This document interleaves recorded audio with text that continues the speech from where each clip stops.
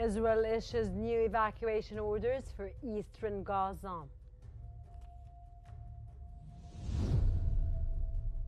Jordan calls for immediate halt to Israeli aggression on Gaza.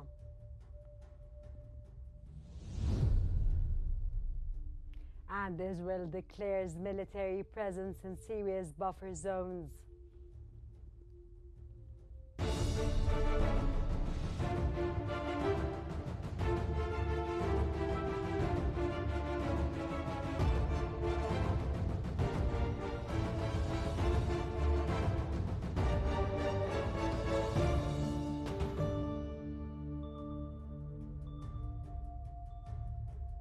It's exactly 4 p.m. call local time and you're watching Qnews. We begin today's bulletin with the latest developments in Gaza.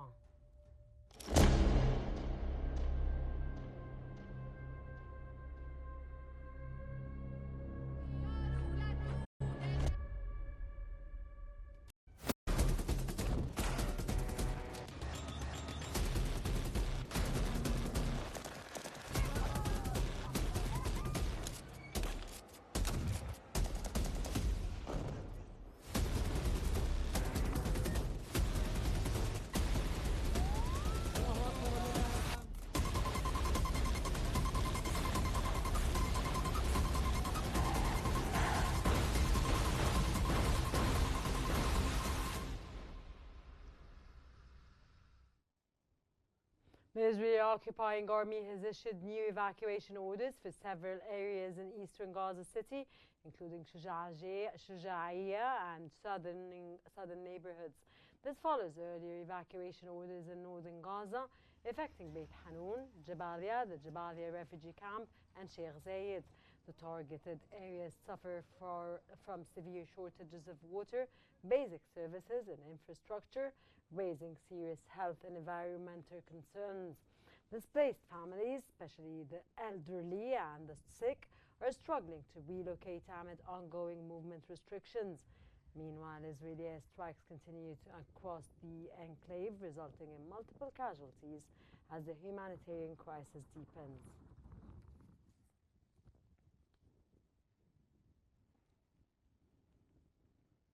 The Palestinian Presidency has strongly rejected Israeli Prime Minister Benjamin Netanyahu's announcement to establish the so-called morgue access aimed at separating the Palestinian side of Rafah from Qnews and effectively dividing southern Gaza.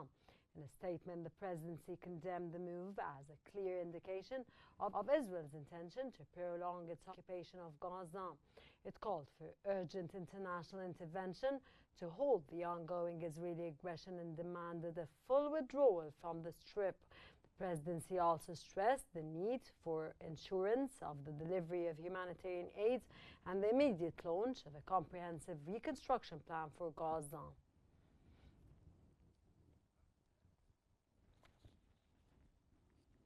Jordanian King Abdullah II has called for an immediate halt to Israelis' aggression on Gaza and urged the international community to act swiftly to address the humanitarian crisis. Speaking alongside German Chancellor Olaf Scholz, Jordan's king advocated for restoring the ceasefire and resuming humanitarian aid. He also highlighted the escalating violence in the West Bank, stressing Palestinian displacement as a threat to regional stability. He reaffirmed the peace can only be achieved through a two-state solution.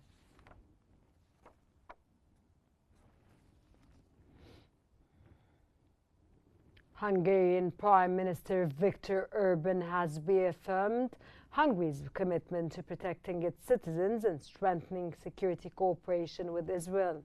That came in a joint press conference with his Israeli counterpart Benjamin Netanyahu, where Orban announced Hungary's withdrawal from the International Criminal Court, calling it a political decision against a biased institution.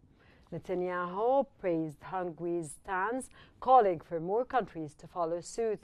Hungary's withdrawal came shortly after Netanyahu visited Budapest, where he condemned the ICC's arrest warrant against him as politically motivated.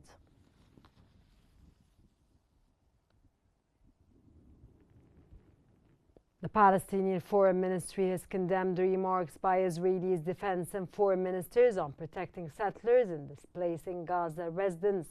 The ministry called the statement organized state terrorism against Palestinians. The ministry warned that Israel's policies are escalating tensions and pushing the region toward a full-scale explosion.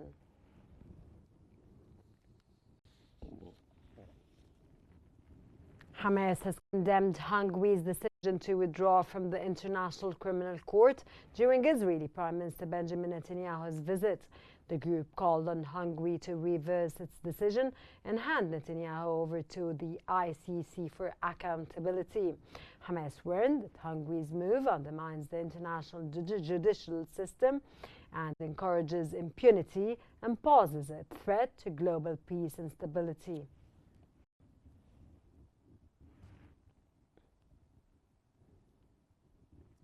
For more analysis on the situation, we move on to Salma Marwan around the newsroom. Salma?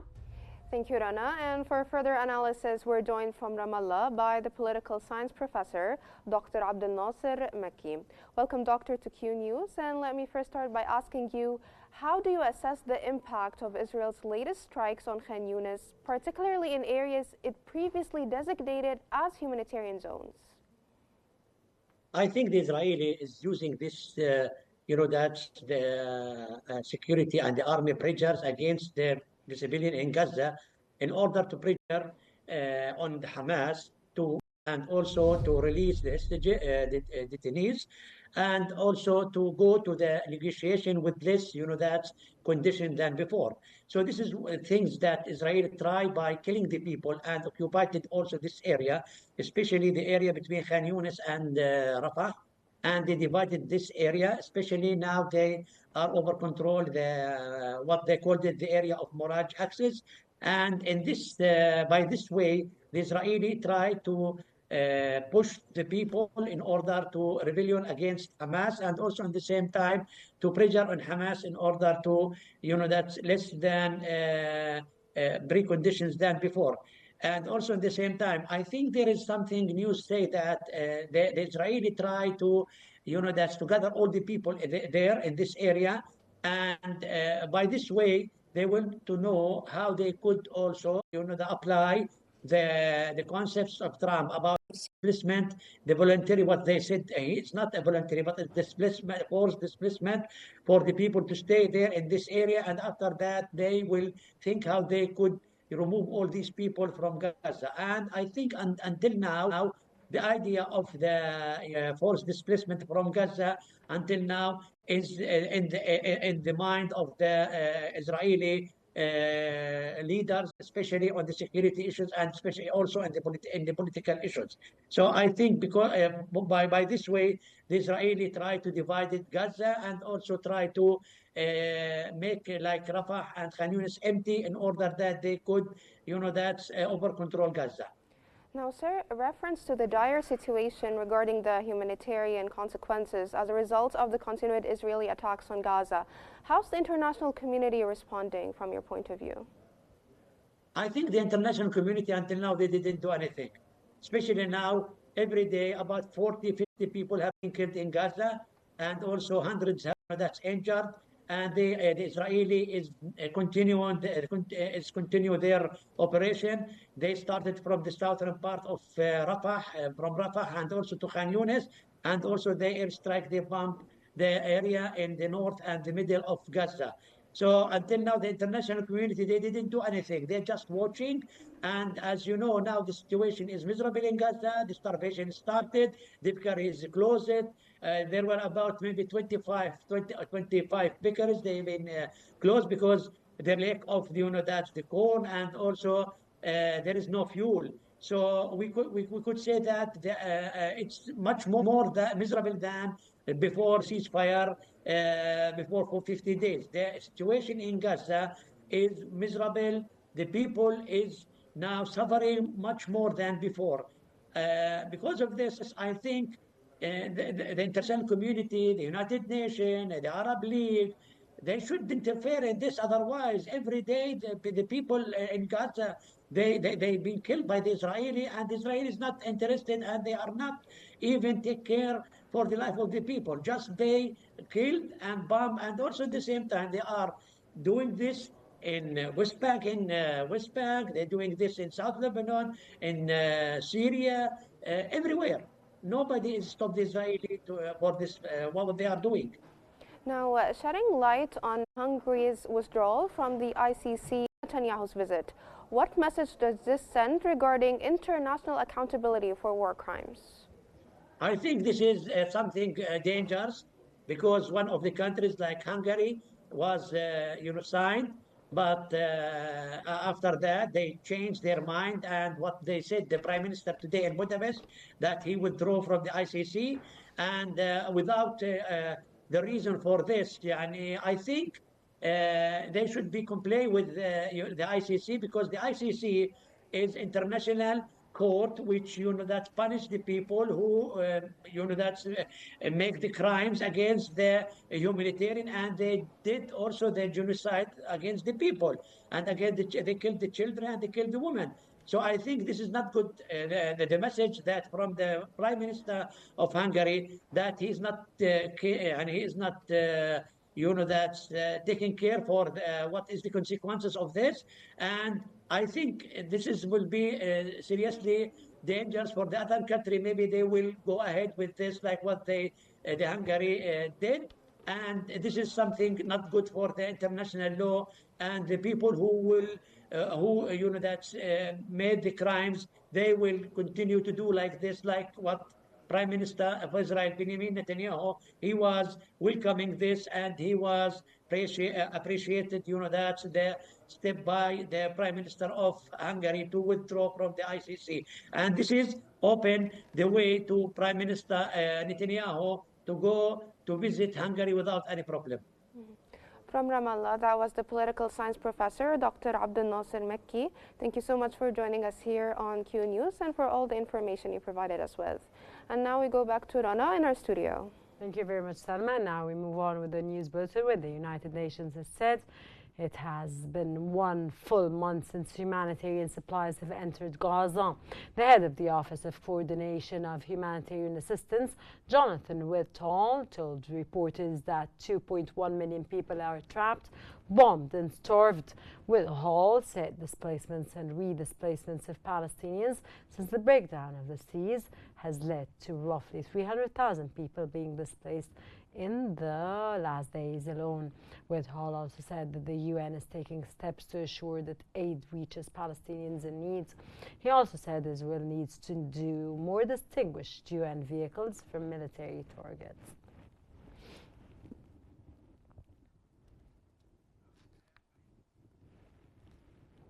Gaza's health authorities have announced that the death toll from Israeli attacks on the Gaza Strip has exceeded 50,500, with more than 114,700 people wounded since the start of the conflict.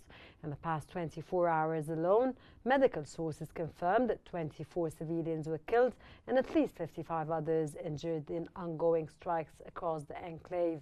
Since the resumption of Israeli military operations on March 18, 2025, following the collapse of the ceasefire, more than 1,000 civilians have been reportedly killed, with over 2,500 others wounded. The escalating violence continues to overwhelm Gaza's already strained medical infrastructure.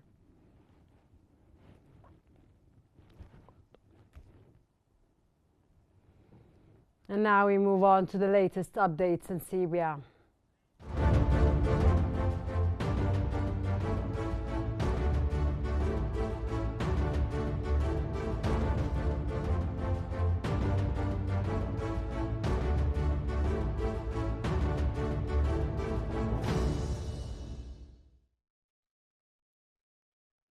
The Israeli occupation military has launched an airstrike targeting the scientific research building in Damascus and the Hama military airport in northern Syria. This escalation is part of Israel's ongoing airstrikes on Syria since the fall of Bashar al-Assad's regime, during which Israel has also occupied several areas in southern Syria.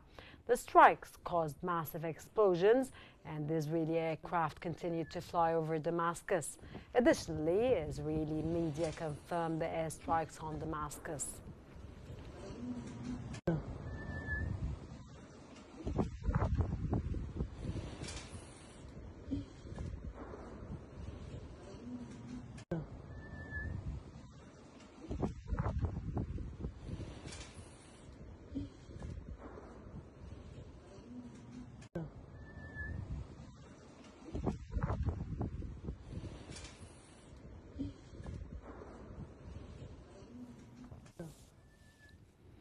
Later, the Israeli occupation military confirmed airstrikes targeting military capabilities in Damascus, Hama and Homs provinces in central Syria. The Israeli occupying army stated that it carried out recent attacks on military assets at the Hama and T4 air bases in Homs, along with additionally military infrastructure in the Damascus area. The military emphasized that it would continue operations to eliminate any threat to Israeli citizens. The airstrikes caused massive explosions and Israeli aircraft remained over Damascus.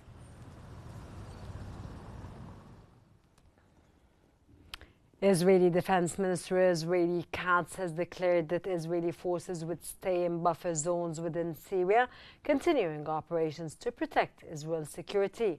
Katz warned Syria of severe consequences if it allowed hostile forces to enter. Following Israeli airstrikes on Hama and Damascus, Katz stressed that Israel would not tolerate threats. Israeli strikes on El Jabalia forest near Daraa killed 9 Syrians, drawing condemnation from Syria for violations of international law and sovereignty. Syria media has reported that the Israeli occupation military dropped leaflets over the village of Koya in western Daraa, warning residents about movements in the area. The leaflets stated that the armed movement within the village and the surrounding areas were prohibited. They also emphasized on a ban using the Wadi Shara road leading to the Yarmouk basin. The leaflets warned of consequences for those who did not comply, claiming it was for maintaining order.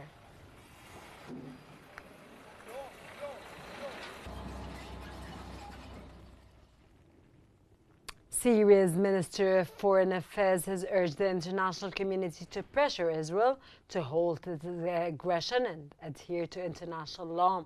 That came after the Israeli attacks on Damascus, Hama and Homs provinces in central Syria. The Syrian ministry stated that Israel's repeated attacks on Syria undermine recovery efforts and reinforce a policy of impunity.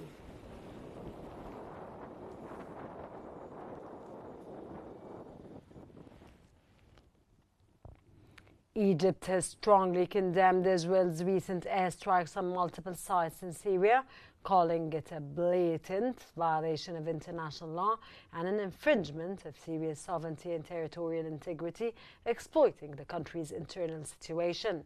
In a statement by the Foreign Ministry, Egypt urged international actors to hold Israel accountable, depending on an end to its occupation of Syrian land and respect for the 1974 disengagement agreement. Egypt also condemned the Israelis' attack on an UNRWA clinic in Gaza's Jabalia camp, resulting in numerous Palestinian casualties. The country criticized Israel's deliberate targeting of UN and medical facilities, highlighting its disregard for international law and the lack of international actions to stop such violations.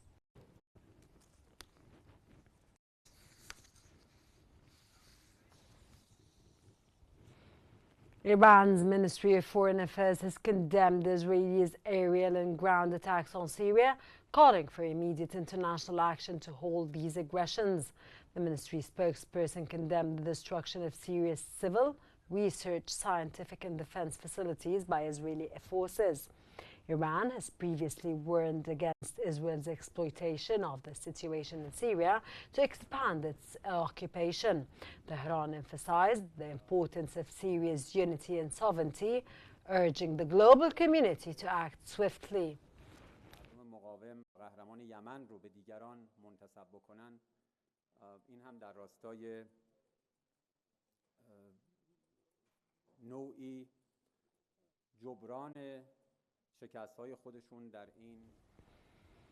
Moving on to Lebanon, where 2 people were injured in an strike on a car in southern Lebanon, Bint Jbeil. The Lebanese army reported removing Israeli engineering obstacles in the Tyre region and closing a dirt road opened by an Israeli unit. Coordinating with the Lebanese Ceasefire Committee and UNIFIL, the army is addressing these violations.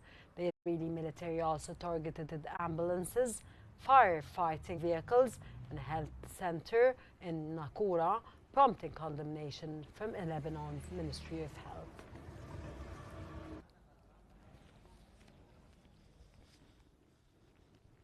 The Houthis have reported that the U.S. launched over 36 airstrikes on Yemen, targeting areas in Sanaa's Saada and other provinces, causing casualties. In retaliation, the Houthis conducted a joint military operation involving naval forces, drones and missiles, engaging the U.S. aircraft carrier Truman and its warships in the northern Red Sea. The Houthis claimed success and vowed to continue targeting U.S. military assets and Israeli targets until the aggression on Gaza ceases and the blockade is lifted.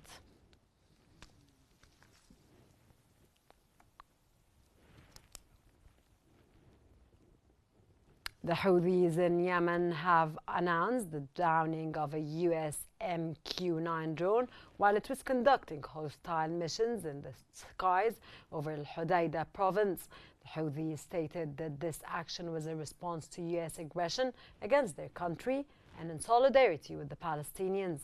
The drone was shot down with a locally made surface-to-air missile, marking the second downing of such a drone in the last 72 hours and the 17th during their support of Gaza.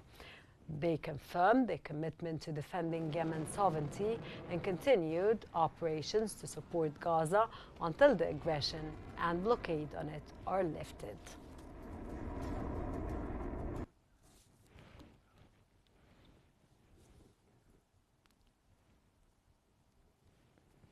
In Moscow, Russian Foreign Minister, spokeswoman Maria Zakharova has accused Ukraine of launching what she called provocative attacks on Russian energy facilities, despite a U.S.-brokered moratorium on targeting such infrastructure. Zakharova claimed that Ukraine had carried out more than 30 attacks using Western-supplied weapons on energy facilities located in Russia and Russian-controlled areas of Ukraine since the ceasefire came into effect. Moscow has reiterated that it reserves the right to withdraw from the agreement if Ukraine continues to violate the terms of the energy ceasefire. Очевидно, носят исключительно провокационный и демонстративный характер.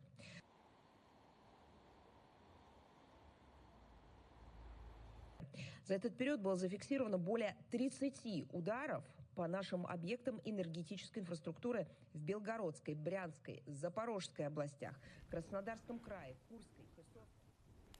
And finally, the Kremlin has said that a visit to the United States by President Vladimir Putin envoy Kirill Dmitriev was possible and that contacts with the United States were continuing. Kremlin spokesman Dmitry Peskov said the fact that the President Vladimir Putin had agreed the energy truce was evidence he was serious about engaging in a peace process, something that Kyiv and some of its European allies dispute. Peskov said that Moscow would keep working with the Americans despite what he called daily Ukrainian strikes on Russian energy infrastructure.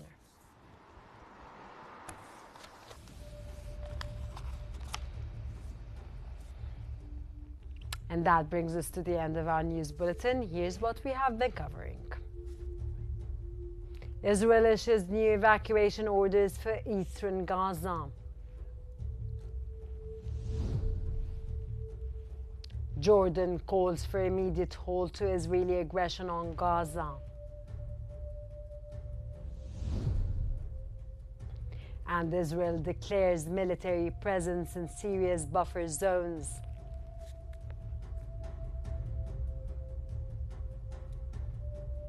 This concludes our news bulletin for the hour. Don't forget to follow Qnews on YouTube, Facebook, X, Instagram, and TikTok at QNewsEG to be informed.